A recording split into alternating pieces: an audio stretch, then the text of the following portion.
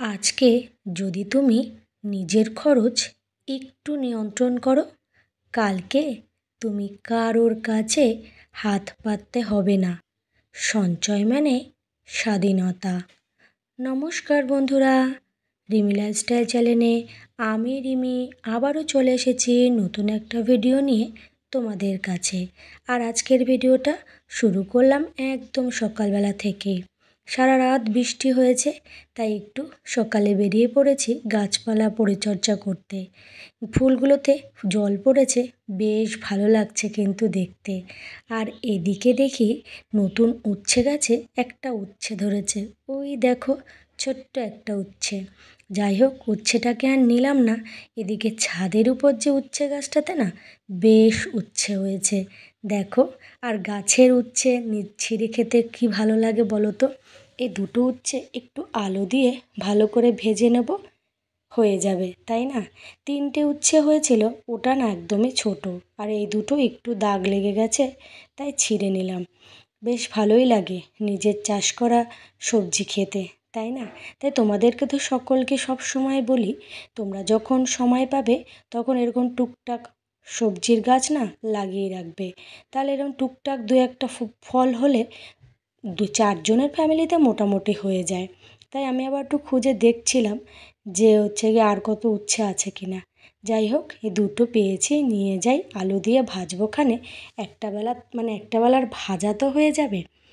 যাই হোক বন্ধুরা, এই যে ছোটোখাটো বুদ্ধিগুলো সবসময় অ্যাপ্লাই করে থাকি সংসারের জন্যই তো, যাতে সংসারের একটু উন্নতি হয়।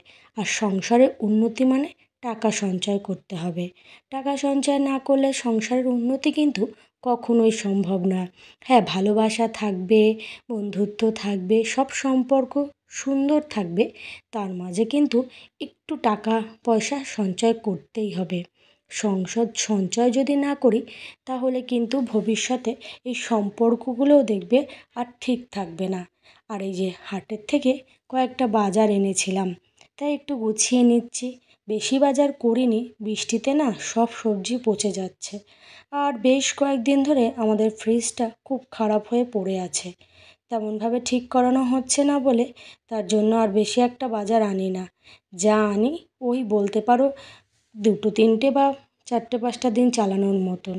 এখন আর সেরকমভাবে ঠিক বাজার করা হচ্ছে না। মধ্যবিত্ত সংসারে সকল গৃহিণীরাই চেষ্টা করে যে একটু একটু করে তারা টাকা সঞ্চয় করবে।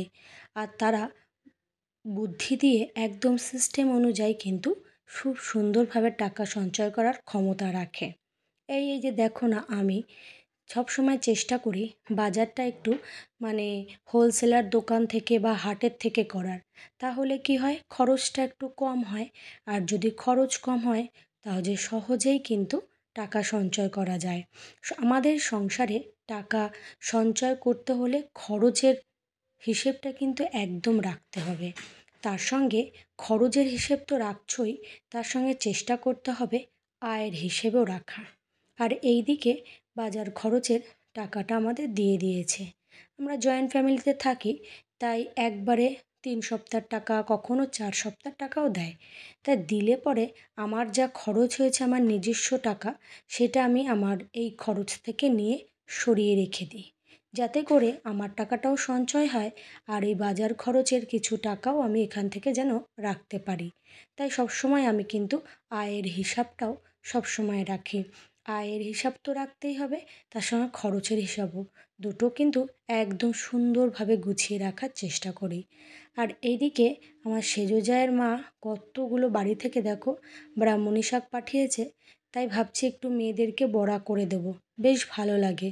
অনেকগুলো পাঠিয়েছে, আমি আমার মতন অল্প একটু নিয়ে রেখে নিলাম, পরে যখন সময় পাবো চাল ভিজিয়ে একটু সুন্দর করে বড়া করে খাবো। বেশ ভালো উপকারী জিনিস। এই সমস্ত উপকারী জিনিস খেলে পরে না শরীরে কখনো ক্ষতি হবে না, শরীর সুস্থ থাকবে।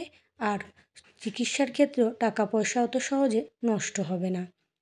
আসল কথা বন্ধুরা, টাকা সঞ্চয় করতে তো হবেই, টাকাকে কিন্তু একটু উপভোগ করারও সুযোগ করে দিতে হবে। তার জন্য তোমাদের সমস্ত দিকটা একটু বুদ্ধি মতন চালাতে হবে। এইদিকে মেয়ে আবার স্কুলে যাবে, আমি তো টিউশনি পড়ে উঠেই ভাতটা বসিয়ে দিই আর মেয়েকে সাধারণত একটু ভাজা বা হালকা পাতলা ঝোল করে দিই, ও যাতে করে স্কুলের জন্য খেয়ে যেতে পারে। আসলে দুপুরবেলা ঘরে খায় না, তাও আমি ওর জন্য মোটামুটি একটু ভাত রেখেই দিই, যাতে করে স্কুল থেকে কম খেলে হয়তো ঘরে এসে আবার একটু খেতে পারে।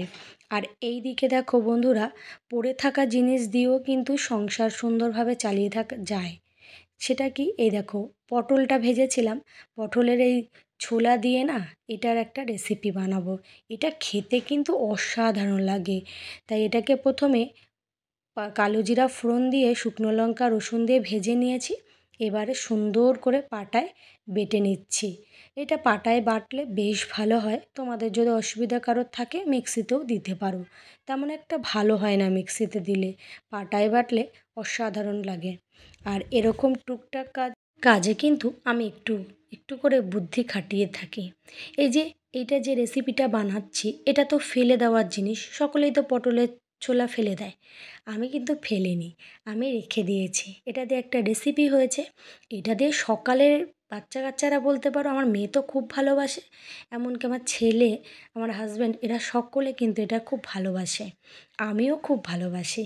তাই জন্য দেখো রেসিপিটা করেছি। আর দুপুরের জন্য ডিমের কারিটা রান্না করে রাখলাম, যেহেতু মেশিনে অনেক মাল আছে, কাজ করতে হবে, তার জন্য এটা করে রাখলাম। আর সকালে পটল ভাজা আর একটু ডাল করেছি, আর এই যে পটলের ছোলা বাটা, এটা খাবো। এটা দিয়েই অর্ধেক ভাত আমাদের খাওয়া দাওয়া হয়ে যাবে। যাই হোক বন্ধুরা, এই যে আমি মাখছি, যদি তোমাদের কারো খেতে ইচ্ছা করে তাহলে অবশ্যই কিন্তু রেসিপিটা জানতে চাইলে আমার একটু কমেন্ট বক্সে জানিও। যাই হোক, খাওয়া দাওয়া সেরে নিই, এবার একটুখানি খাওয়া দাওয়া সেরে ঘর দুয়ার পরিষ্কার করে মেশিনে বসবো।